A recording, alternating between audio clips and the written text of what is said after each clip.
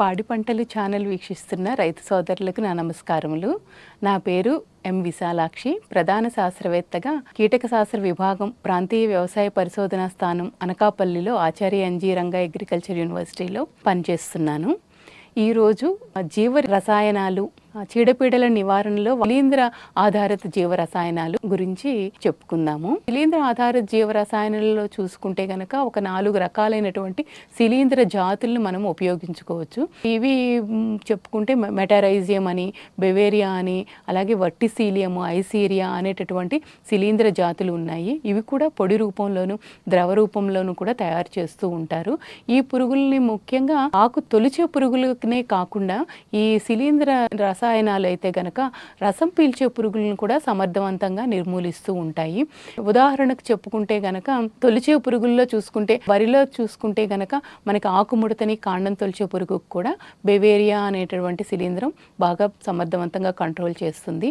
ముఖ్యంగా వరిలో చూసుకుంటే సుడిదోమ కోసం అయితే గనక బెవేరియా అనే 5A అనేటటువంటి స్ట్రెయిన్ మనము 5 గ్రాముల లీటర్ నీటిలో కలుపుకొని మొదలుకి బాగా తడిచే విధంగా ఒక 2 నుంచి 3 సార్లు మనం పిచికారీ చేసుకున్నట్లయితే గనక శిలీంధ్రము వలన వ్యాధి సోకి ఈ పురుగులు నశిస్తూ ఉంటాయి. శిలీంధ్ర నాశన జీవరసాయనాలు అయితే గనక మనము మనం పిచికారీ చేసే సమయంలో పురుగులు తప్పనిసరిగా పొలంలో మనం గమనించినప్పుడు మాత్రమే మనం పిచికారీ చేసుకోవాలి. ఎందుకంటే ఈ శిలీంధ్ర జీవరసాయనం పురుగు శరీరం మీద పడినప్పుడు శరీరంలోనికి చొచ్చుకొని పోయి శరీరం లోపల శిలీంధ్రం అభివృద్ధి చెంది బూజులాగా శరీర పైభాగంలో పురుగు తాలూకా పైభాగంలో తెలుపు రంగు బూజు కానీ, ఆకుపచ్చ బూజు కానీ, బూజు రూపంలో అది దాన్ని నాశనం చేస్తూ ఉంటుంది. ఈ బీజాలు గాల్లో వ్యాపించి తర్వాత వచ్చేటటువంటి పురుగులను కూడా సమర్థవంతంగా నిర్మూలిస్తూ ఉంటాయి.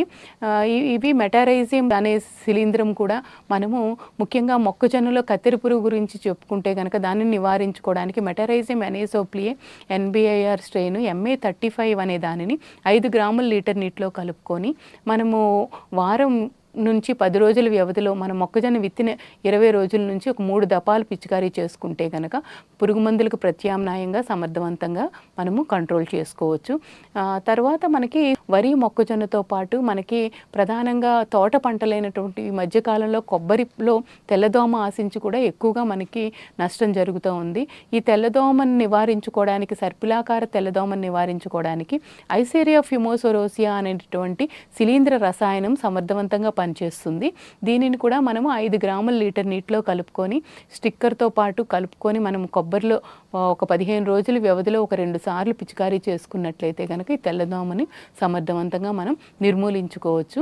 ఇటీవలి కాలంలో మనకి మిరప తోటల్లో చూసుకుంటే కనుక రసం పీల్చే పురుగులలో ఎక్కువగా మిరపలో బ్లాక్ థ్రిప్స్ అని అంటారు, నల్ల తామర పురుగులు పూతని ఆశించి ఎక్కువగా నష్టాన్ని కలుగజేస్తున్నాయి.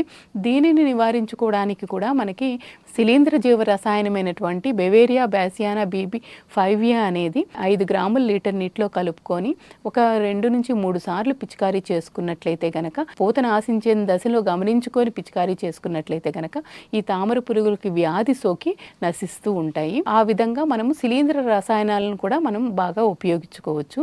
ఈ శిలీంధ్ర రసాయనాలు ఈ తొలిచే పురుగులను, రసం పీల్చే పురుగుల్ని కాకుండా నేల ద్వారా వ్యాపించేటటువంటి కొన్ని పురుగులను కూడా సమర్థవంతంగా కంట్రోల్ చేస్తూ ఉంటాయి.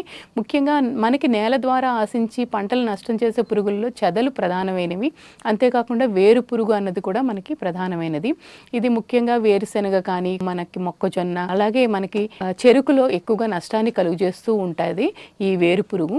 వీటిని నివారించుకోవడానికి మనము చెరుకు కానీ, వేరుశెనగ కానీ నాటేటప్పుడు విత్తే సమయంలో మనం పశువుల గత్తంతో పాటు కలుపుకొని ఈ జీవ శిలీంధ్రమైనటువంటి మెటారైజియం ఎనేసోప్లియే MA4 అనే దానిని 1 కేజీ పొడి మందును తీసుకొని మనము ఒక 100 కేజీల పశువుల గత్తంలో కలుపుకొని ఎకరా పొలంలో నాటే సమయంలో ఒకసారి, నాటిన నెల రోజులప్పుడు ఒకసారి వేసుకున్నట్లయితే గనక ఈ భూమిలో ఉండేటటువంటి వేరు పురుగు చెదలకు కూడా ఈ శిలీంధ్రము ఆశించి అవి నాశనం జరుగుతాయి. అవుతాయి.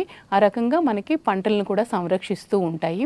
అంతేకాకుండా ముఖ్యంగా చెదలు చూసుకుంటే వివిధ ఉద్యాన పంటల్లో చెదలు మనకి ఎక్కువగా నష్టాన్ని కలిగిస్తూ ఉంటాయి. వాటిని నివారించుకోవడానికి కూడా ఈ చెదలు ఆశించే మొక్క చుట్టూరు ఆ తోట పంటల్లో మనము పశువుల గత్తంతో పాటు ఈ మెటారైజియం అనైసోప్లియే MA4 అనేటటువంటి జీవశిలీంధ్రాన్ని ఎకరానికి 1 కేజీ చొప్పున ఒక 100 కేజీల గత్తంలో కలుపుకొని మనం అప్లై చేసుకోవచ్చు. అంతేకాకుండా ఈ జీవ రసాయనాలు మనము విత్తన శుద్ధికి కూడా ఉపయోగించుకోవచ్చు.